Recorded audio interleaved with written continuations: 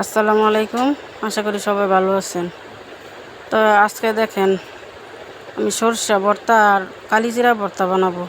তো আমার বাসায় সবাই অসুস্থ, ঠান্ডা জ্বর কাশি, তো ভাবলাম যে একটু সরষা ভর্তা আর একটু কালিজিরা ভর্তা বানাই। ঠান্ডার মধ্যে এটি খাইলে কিন্তু অনেক ভালো লাগে।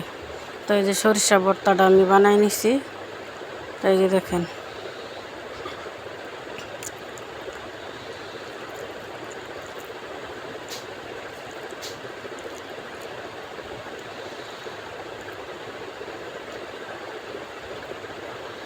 তো এই যে কালিজিরাটা দিয়ে দিলাম।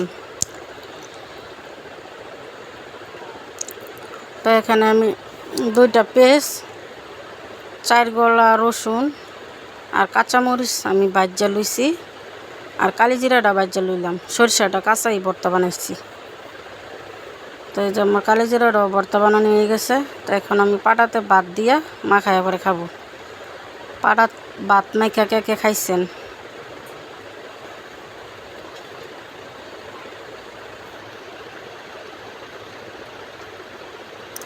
পাটার মধ্যে ভাত মাখা খাওয়াটা এটাও কিন্তু অন্যরকম একটা মজা।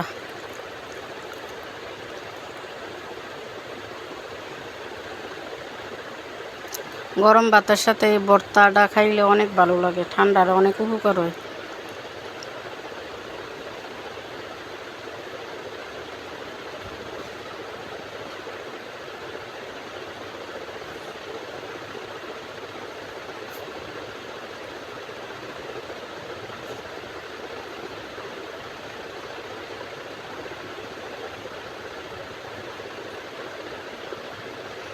এই দেখেন আমি খাইতেছি।